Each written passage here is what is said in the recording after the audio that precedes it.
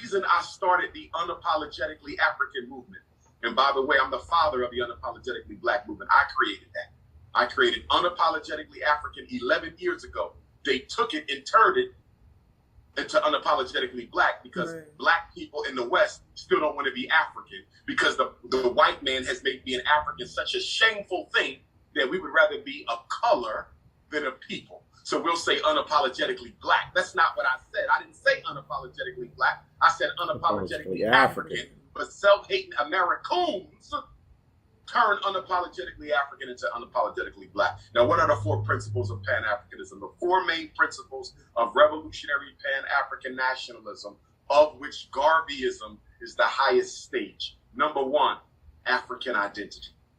All of us, whether you are in South Africa, speaking Swazi, or whether you are in Nigeria, speaking Igbo, whether you are in Senegal, speaking Mandingo, whether you have straight hair or nappy hair or light skin or dark skin or chestnut skin, whether you are Muslim or Christian or this or that, whether you're under this flag or that flag, whether you speak in English or Portuguese, we are one family.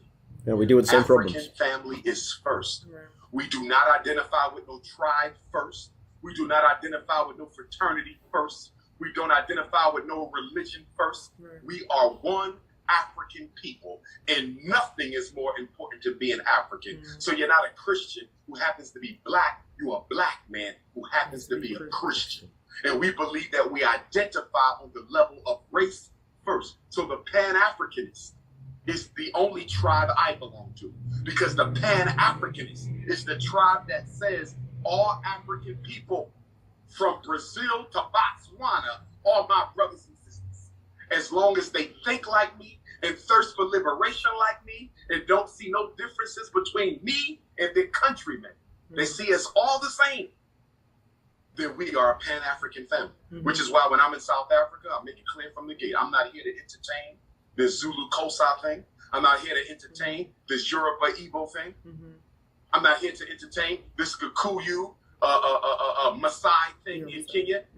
Don't pull me in your tribalisms. Even in America, when I go to the different cities, I don't want to hear about this part of town versus that part of town, this gang versus that gang. When Dr. Umar come to town, we one family. If y'all want to fight over petty differences, you do that after I'm gone. But when I'm here, it is one race, one family, one people, one Africa. That's it.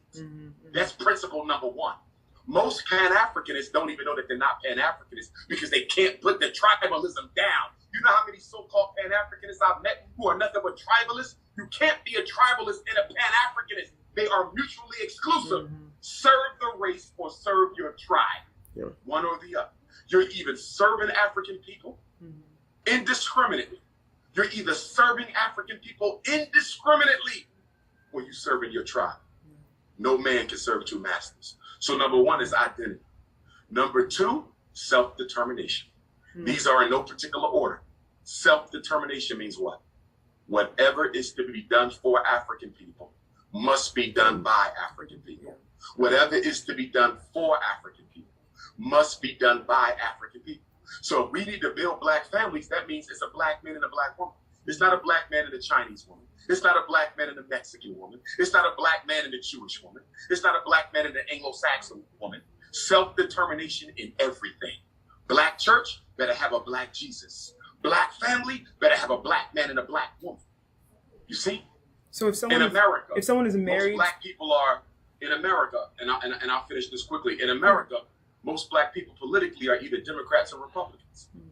I don't belong to either one. One of the biggest contradictions of the Black power struggle in America, how can you be about Black liberation? You belong to a white racist political party, the Democrats, and you also belong to a white racist political party, the Republicans. You cannot get free through your enemy's tactics. You will never get free through your enemy's tactics. You see, if the white man lets you in, he damn sure not gonna let you out. So when we talk about self-determination, that means no white people belongs to our organizations. If you bring me to a meeting and there's white people there and they belong to the organization, that's not an African organization. That's a joke. That's a joke. Okay? Multiculturalism is a trap. Multiculturalism is a scam. Multiculturalism is a game. White power runs on black people by making you feel bad for saying, I'm African people first.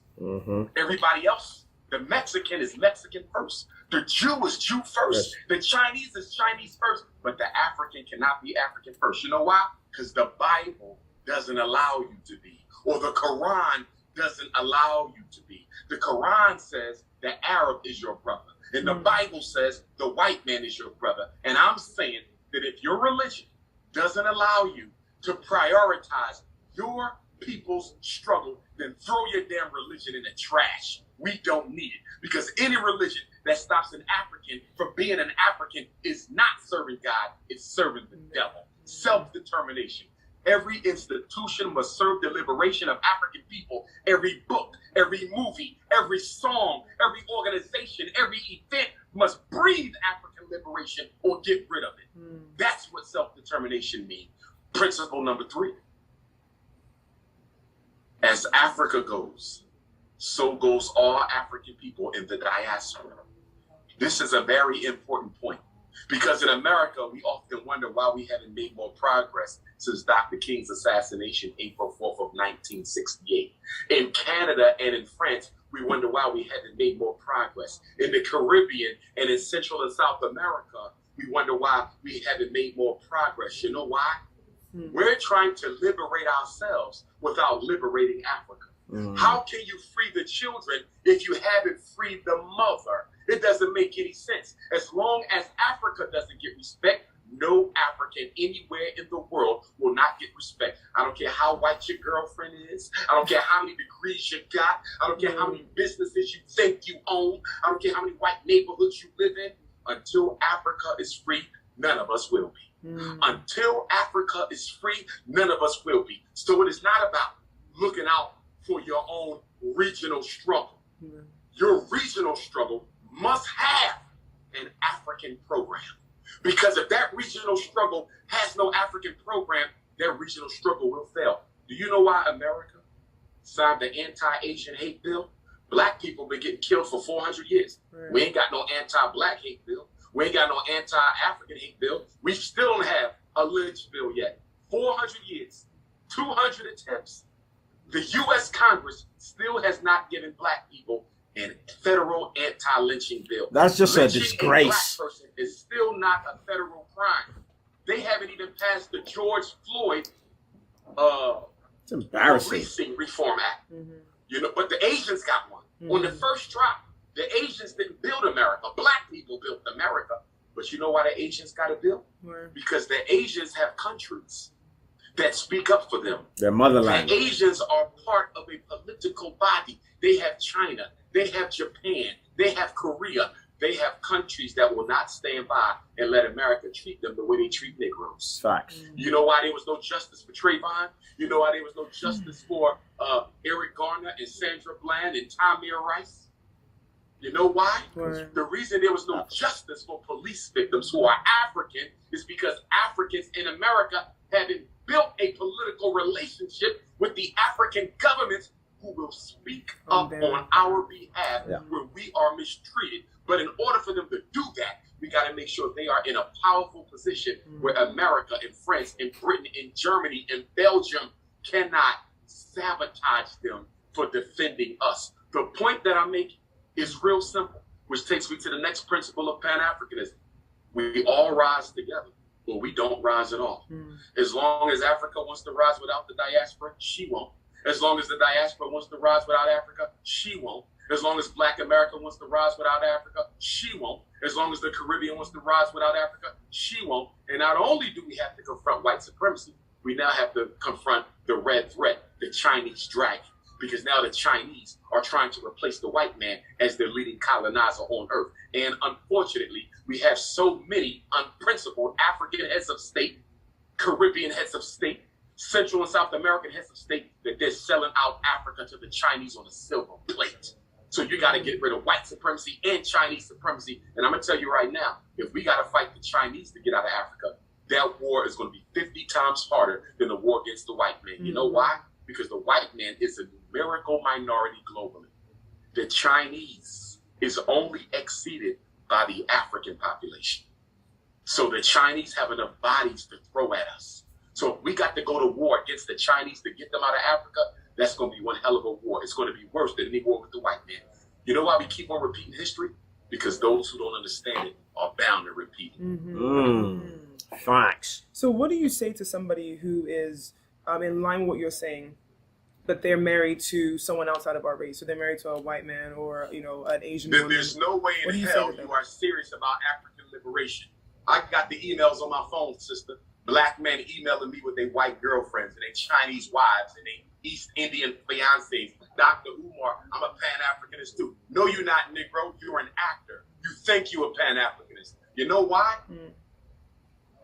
Commitment to the race begins with your commitment to a black woman. That's the beginning. That's the foundation. So let me get this right. You want to liberate a whole continent. You want to liberate a whole race. But you want to build your family with an alien. Help me understand that.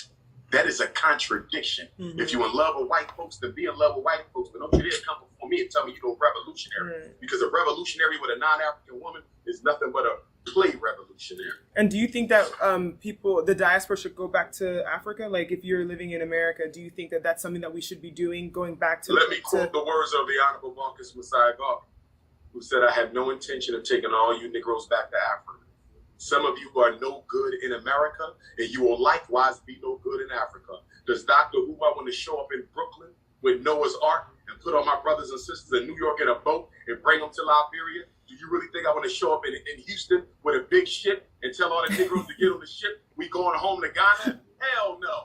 We don't need their white girlfriends. We don't need their LBGT agenda. We don't need their footballs and basketballs and video games, weaves and perms. We don't need none of that in Africa. Sagging pants. The only African from the diaspora who should be going to Africa is the one who sees himself as an African and has something to contribute to the liberation of Africa. It must be a strategic, systemic repatriation program. Repatriation is the heart and soul of Africa. One day, I'm going back home. You understand? I can't go yet, because my divination has informed me that I have to first do something for the Africans in America before I go back to Africa. Because if I leave, who they got left? If I leave, who left here? You ain't got no serious Pan-Africanists in this country. I'm numero uno. So I got to do something here, then I go back to Africa. But I'm only taking people who I believe have the mindset and the humility to build with brothers and sisters on the continent, the patience to build with brothers and sisters in Africa. We're not trying to take everybody back to Africa. Africa would be crazy. You want to drop all of Black America's problems in Africa? Hell no. Take those and then who have the revolutionary consciousness. And before we go to break, I just have one question for you. You had talked about the LGBTQ+. What is your view on that? Because it seemed like you said, oh, don't take them. Just focus on the Black people going to... I believe in African fundamentalism. I believe in the original principles of African society. And one of the original principles of African society is the African family. And the African family is a Black man and a Black woman. That's all I've ever seen studying all traditional African societies. If you can show me ancient African literature, show me something over 5,000 years old that says it's okay for the man to marry the man. Show me something from Africa over 5,000 years old that says it's okay for the woman to be with the woman. Now, let me be clear. I want to be very clear. I love all African people. Gay, straight, lesbian, bisexual, you still family. Just because you family doesn't mean I have to accept whatever you choose to do with your life. I'm not going to accept the killer. I'm not going to accept the rapist. I'm not going to accept the pedophile. And I'm not going to accept anyone who is serving as a bad role model for what our children need to be doing.